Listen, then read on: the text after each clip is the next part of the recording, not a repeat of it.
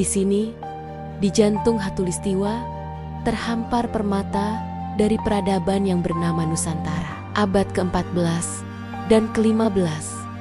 Ini adalah masa ketika penyebaran keyakinan di banyak belahan dunia seringkali menuntut pedang, konflik, dan invasi militer yang menghancurkan. Peta-peta dibanjiri darah, dan kedaulatan digulingkan melalui kekuatan yang brutal. Namun, di kepulauan inilah keajaiban yang tak tertandingi terjadi. Sebuah transformasi spiritual yang mengubah seluruh wajah peradaban, dari ujung Sumatera hingga Ternate, tanpa satupun komando militer yang dikeluarkan. Sebuah agama baru, Islam, datang dari jauh, bukan sebagai penakluk yang mendominasi, melainkan sebagai kawan yang merangkul. Sebuah kekuatan spiritual dan intelektual yang meluluhkan hati kerajaan Hindu-Buddha terbesar di Asia Tenggara, Majapahit.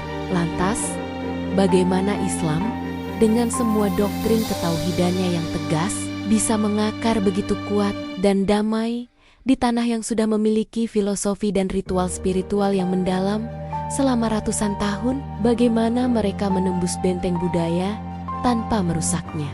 Jawabannya terletak pada strategi yang paling cerdas dalam sejarah dakwah. Wali Songo.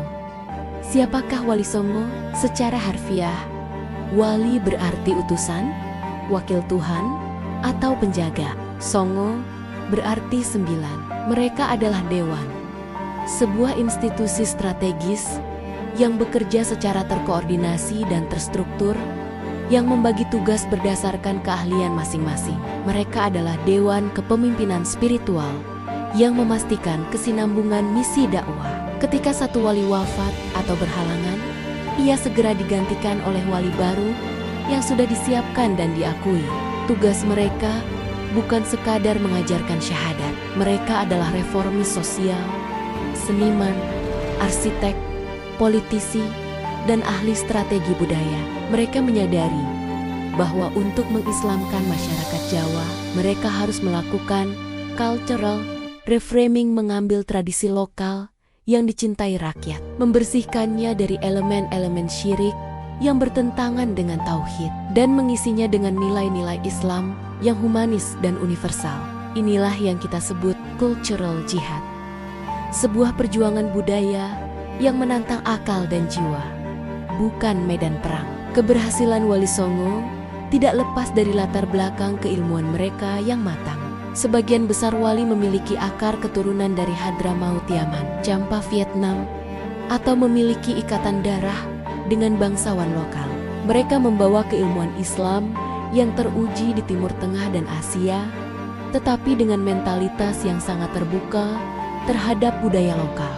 Mereka dididik dalam ilmu fikih, tauhid, tasawuf, tetapi juga dalam ilmu terapan seperti astronomi, arsitektur, dan politik. Mereka bukanlah orang suci yang terasing dari dunia fana, melainkan intelektual ulung yang siap memimpin dan memberdayakan masyarakat. Inilah yang membedakan mereka.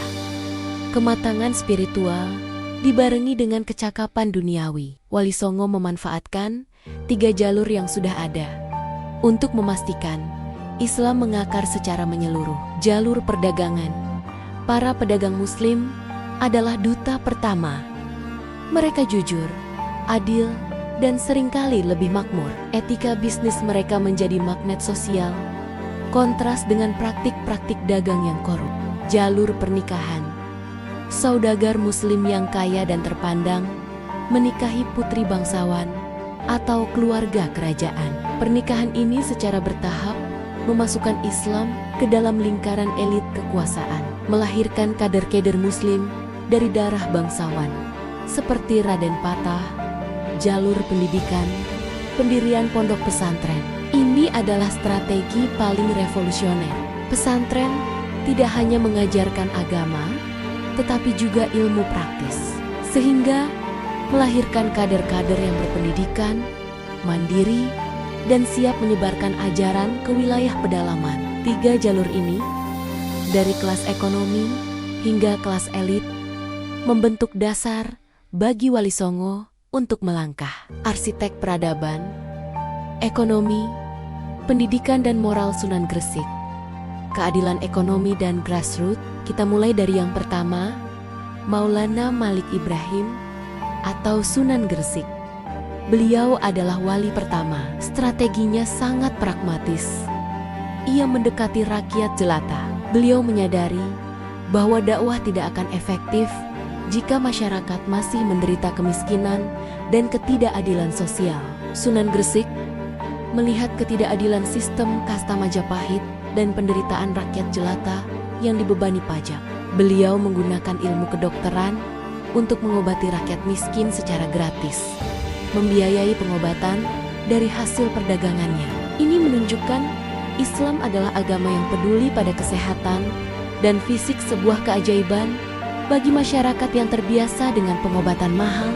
Beliau juga mengajarkan sistem irigasi dan pertanian yang lebih efektif, meningkatkan hasil panen dan kesejahteraan melalui jabatannya sebagai Syah Bandar, kepala pelabuhan. Ia memastikan keadilan ekonomi dan mengikis ketidakadilan pajak. Inilah dakwah melalui tindakan nyata.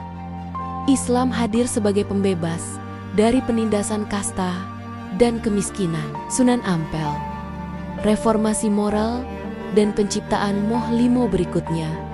Raden Rahmat yang dikenal sebagai Sunan Ampel adalah seorang reformis yang fokus pada pendidikan dan moralitas. Beliau adalah pendiri pondok pesantren Ampel Denta, pusat pendidikan Islam pertama yang terorganisir dan masif di Jawa. Ampel Denta tidak hanya melahirkan ulama, tetapi juga kader dakwah yang tangguh, termasuk putra-putranya sendiri, Sunan Bonang dan Sunan Derajat, dan Raden Patah calon Sultan Demak. Sunan Ampel menyadari bahwa keimanan yang kuat harus dibangun di atas dasar moral yang bersih. Sunan Ampel menciptakan doktrin sederhana namun revolusioner, Moh Limomo, artinya tidak mau, Limo artinya lima. Ini adalah filter moral yang harus dilewati sebelum mengajarkan filosofi yang lebih tinggi. Ia mengajarkan masyarakat untuk moh main tidak mau berjudi, moh ngombe tidak mau minum keras, moh maling tidak mau mencuri, moh mada tidak mau narkoba, dan moh madon tidak mau berzina. Dakwahnya fokus pada penyucian diri dari penyakit masyarakat. Sunan Bonang, musik dan seni panggung.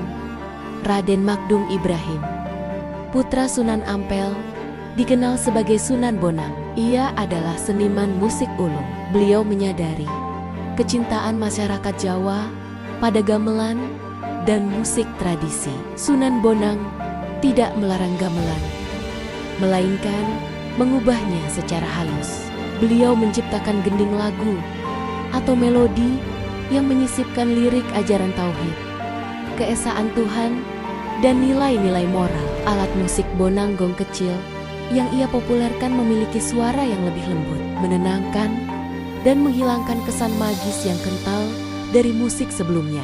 Sunan Bonang mengajarkan bahwa Islam datang bukan untuk menghapus budaya, melainkan untuk memperindah dan menyucikannya.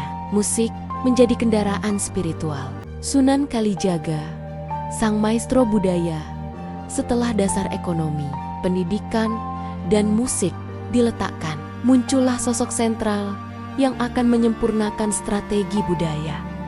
Raden Said atau Sunan Kalijaga. Beliau berasal dari kalangan bangsawan Tuban yang memberinya pemahaman mendalam tentang adat istiadat dan psikologi masyarakat Jawa. Filosofi dakwah Sunan Kalijaga adalah mengisi, bukan menghapus. Ia tidak berkata, tinggalkan budaya lamamu.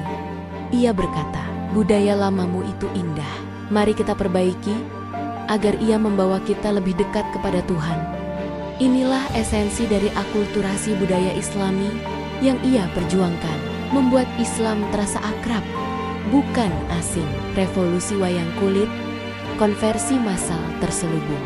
Seni pertunjukan paling populer dan sakral di Jawa saat itu adalah wayang kulit yang menceritakan epos Hindu. Para ulama konservatif menuntut agar wayang dilarang. Sunan Kalijaga menolak pelarangan itu. Ia tahu, melarang wayang sama dengan memutus komunikasi dengan hati masyarakat Jawa. Ia melakukan modifikasi fisik dan lakon cerita. Bentuk wayang dibuat lebih stilistik dan abstrak memanjang, tidak proporsional, sehingga tidak menyerupai bentuk manusia atau dewa secara sempurna. Memenuhi kriteria Kehotihesion, dalam Islam kisah-kisah epik tetap ada, namun ditambahi sisipan dan interpretasi Islam. Ia menciptakan lakon Dewa Ruci yang menyamarkan ajaran tentang tauhid dan makrifat, mengenal Tuhan melalui perjalanan Bima. Strategi yang paling jenius, harga pertunjukan. Sunan Kalijaga mematok biaya yang unik. Cukup mengucapkan kalimat syahadat, jutaan orang datang, bukan hanya untuk menonton hiburan, tetapi untuk secara sukarela melafalkan ikrar keislaman.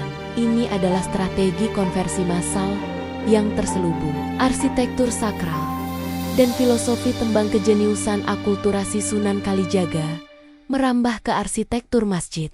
Beliau merancang Masjid Agung Demak dengan gaya atap tumpang tiga, meniru atap Meru yang sakral dalam arsitektur Hindu-Buddha. Tujuannya agar masyarakat Jawa merasa familiar dan nyaman.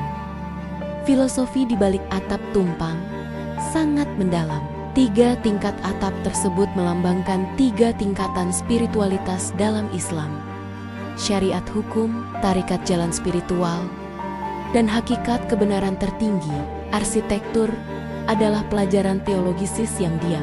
Demikian pula dengan tembang kidung. Lagu-lagu Jawa tradisional diisi dengan syair-syair Islam yang bersifat didaktik mengajar. Ambil contoh tembang Lir Ilir.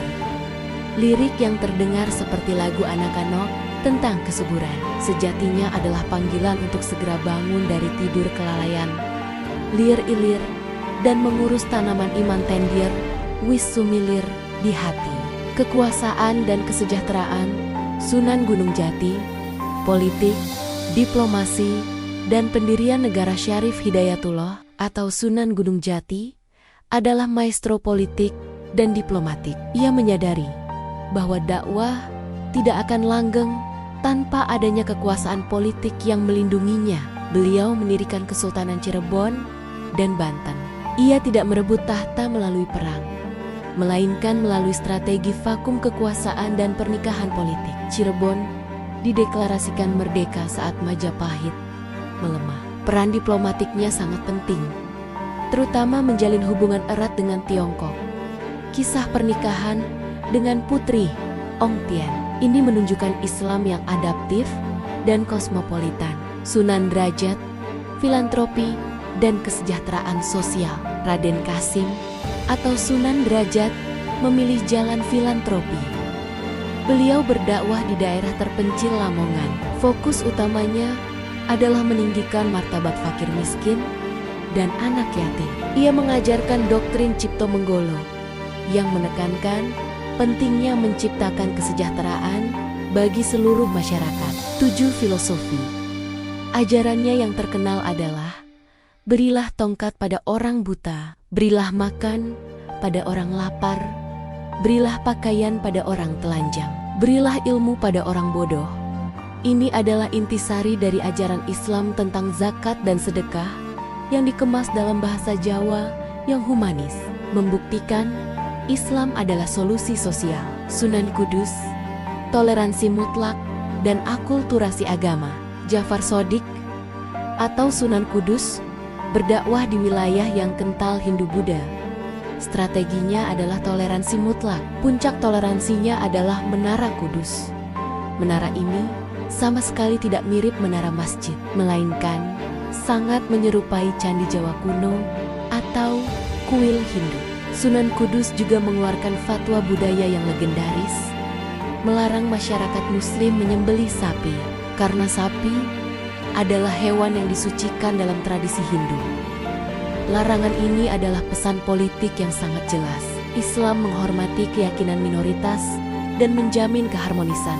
Konflik dan titik balik kekuasaan Sunan Muria, dakwah grassroots dan kedalaman batin. Raden Umar Said atau Sunan Muria memilih strategi dakwah grassroots. Ia berdakwah di daerah pegunungan dan terpencil Jawa Tengah bagian utara, jauh dari pusat keramaian. Ia menggunakan jalur seni dan budaya. Dakwahnya fokus pada ketenangan batin sufisme yang cocok dengan masyarakat pedalaman. Syekh Siti Jenar. Kontroversi dan batasan tasawuf, Wali Songo menghadapi tantangan berat dari dalam. Syekh Siti Jenar, beliau membawa ajaran tasawuf sufisme yang ekstrem dengan doktrin Manunggaling Kawula Gusti, yang berarti bersatunya hamba dengan Tuhan. Bagi Wali Songo, ajaran ini berbahaya secara sosial karena merusak syariat hukum Islam dan dapat menciptakan kekacauan sosial. Dewan Wali Songo terpaksa mengambil keputusan berat untuk menghukumnya demi menjaga keteraturan sosial dan kemurnian doktrin yang sudah tertata. Titik balik. Berdirinya Kesultanan Demak dan Saka tatal dengan melemahnya Majapahit. Wali Songo mendukung Raden Patah putra Raja Majapahit yang muslim untuk mendirikan Kesultanan Demak, kerajaan Islam pertama di Jawa. Demak menjadi perwujudan visi Wali Songo pusat politik, militer, dan agama, di mana Wali Songo bertindak sebagai Dewan Penasihat Mufakat. Kisah legendaris Saka tatal di Masjid Demak. Tiang yang dibuat Sunan Kalijaga dari serpihan kayu melambangkan filosofi Islam di Jawa dibangun dari serpihan-serpihan budaya lama, serpihan keyakinan yang berbeda.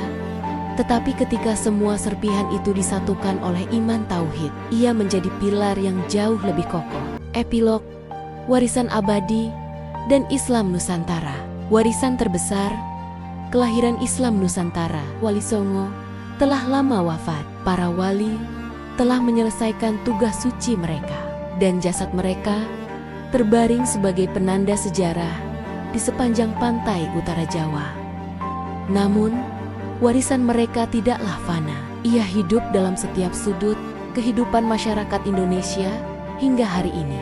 Warisan tersebut adalah sebuah identitas keagamaan yang unik, yang kita sebut Islam Nusantara. Islam Nusantara bukanlah sekadar label geografis. Ia adalah manifestasi nyata dari strategi cultural jihad yang diusung oleh Dewan Wali. Karakteristik utamanya adalah toleran, kultural, dan sintesis. Ia membuktikan bahwa Islam tidak menuntut penyerahan total, melainkan mampu berdialog dan berakomodasi dengan budaya yang telah ada. Kontras metodologis global. Jika kita membandingkan penyebaran Islam di Nusantara dengan wilayah lain, perbedaannya sangat mencolok. Di sebagian besar Timur Tengah dan Afrika Utara, penyebaran Islam terjadi bersamaan dengan ekspansi kekhalifahan yang masif. Di Asia Selatan, kedatangan Islam seringkali diwarnai oleh konflik militer, kerajaan-kerajaan Muslim versus Hindu. Namun di sini, di kepulauan ini, Islam datang melalui seniman, pedagang, dan guru. Wali Songo menjadikan kelembutan sebagai senjata paling mematikan. Mereka mendefinisikan ulang makna dakwah. Dari konfrontasi menjadi kontemplasi, dari penaklukan menjadi pengakuan. Hasilnya adalah sebuah peradaban Islam yang lentur. Ia mampu menerima tahlilan ritual selamatan Jawa, sekaten perayaan Maulid Nabi di lingkungan keraton, dan grabek perayaan panen yang diislamisasi. Mengubah ritual-ritual tersebut menjadi media untuk menguatkan tauhid, bukan merusaknya. Islam Nusantara adalah jaminan bahwa sebuah keyakinan dapat menjadi agama mayoritas tanpa menumpahkan darah setetes pun dari penduduk aslinya. Jejak abadi, warisan kultural dan spiritual. Warisan Wali Songo tidak hanya filosofis, tetapi juga termanifestasi dalam artefak dan ritual yang lestari hingga kini. Pertama, arsitektur dan ruang sakral. Setiap masjid yang didirikan Wali Songo Demak, Cirebon, Kudus adalah buku teks yang menceritakan akulturasi. Atap tumpang meniru Meru Hindu menjadi ciri khas masjid-masjid kuno Jawa yang secara simbolis mengajarkan konsep syariat, tarikat, dan hakikat tanpa perlu kata-kata. Menara Kudus dengan arsitektur menyerupai candi Hindu Jawa. bukan hanya bangunan, melainkan sebuah monumen hidup yang menyatakan, kami menghormati masa lalu Anda. Ini adalah pengakuan akan kesinambungan sejarah, bukan pemutusan. Ritual ziarah dan spiritual. Makam para wali menjadi tujuan ziarah Wali Songo. Jutaan umat Muslim Indonesia setiap tahun mengunjungi makam-makam ini. Ritual ziarah ini yang melibatkan doa, tahlil, dan pengingat akan jasa para pendahulu adalah cara masyarakat Muslim menjaga memori kolektif dan sanad spiritual mereka. Ini menunjukkan bahwa ajaran Wali Songo tidak hanya bertahan dalam buku, tetapi dalam praktik ritual keagamaan sehari-hari. Bahasa dan seni. Sunan Kalijaga meninggalkan warisan paling besar dalam bahasa. Wayang kulit hari ini adalah warisan budaya dunia yang diselamatkan dan diislamkan oleh beliau. Istilah-istilah Islam diselipkan dalam bahasa Jawa yang indah, seperti istilah punakawan Semar, Gareng, Petruk, Bagong, yang menjadi representasi filsafat sufistik Jawa. Bahkan, banyak perayaan Islam di Jawa dinamai dengan istilah lokal. Puasa bukan Syaum, Lebaran bukan Idul Fitri, menunjukkan keakraban budaya yang diciptakan oleh para wali, relevansi global, model dakwah tanpa kekerasan. Kisah Wali Songo memberikan pelajaran krusial bagi dunia modern yang seringkali terperosok dalam konflik identitas dan agama. Pertama, soft power budaya. Wali Songo mengajarkan bahwa kekuatan sejati dalam menyebarkan ideologi terletak pada kekuatan lunak soft power, bukan kekuatan militer hard power. Mereka beroperasi seperti diplomat budaya yang cerdas. Mereka tidak menyingkirkan tradisi, tetapi memberikannya nilai tambah value added Islami. Musik, seni, dan bahasa lokal menjadi jalur tercepat menuju hati masyarakat. Kedua, kepemimpinan yang inklusif. Dewan Wali adalah model kepemimpinan kolektif yang tidak otoriter. Mereka selalu mengedepankan musyawarah mufakat. Bahkan ketika menghadapi konflik internal yang sulit, seperti kasus Syekh Siti Jenar, keputusan mereka selalu mempertimbangkan keseimbangan antara doktrin teologi dan kemaslahatan sosial sosiologi. Ketiga, jaminan keamanan. Sikap toleransi Sunan Kudus yang melarang penyembelihan sapi mengirimkan pesan politik yang mendasar. Islam datang sebagai pelindung, bukan penghancur. Dalam masyarakat majemuk, jaminan keamanan dan penghormatan terhadap keyakinan minoritas adalah pondasi stabilitas. Sebuah pelajaran yang sangat relevan untuk setiap negara multikultural di dunia. Penutup dan panggilan refleksi. Kisah epik Wali Songo bukan hanya tentang sejarah Indonesia. Ini adalah bukti bahwa peradaban Islam adalah peradaban yang lentur, inklusif, dan mampu beradaptasi tanpa kehilangan esensi ketauhidannya. Mereka adalah jejak peradaban yang menunjukkan bahwa kekuasaan sejati ada pada ilmu, hikmah, dan kemampuan untuk merangkul. Mereka berhasil menanamkan benih iman di tanah Nusantara yang subur, dan benih itu tumbuh menjadi pohon keislaman terbesar di dunia dengan populasi muslim terbanyak di planet ini. Mereka adalah pahlawan tanpa pedang yang membimbing jutaan jiwa menuju cahaya keimanan melalui jalan yang paling indah dan damai, jalan budaya. Kini, setelah Anda memahami setiap strategi dari Wali Songo, dari ekonomi Sunan Gresik hingga seni Sunan Kalijaga, pertanyaannya kembali kepada Anda. Menurut Anda, strategi Wali Songo mana yang paling jenius dan paling relevan untuk dunia yang penuh konflik hari ini? Tuliskan pandangan mendalam Anda di kolom komentar.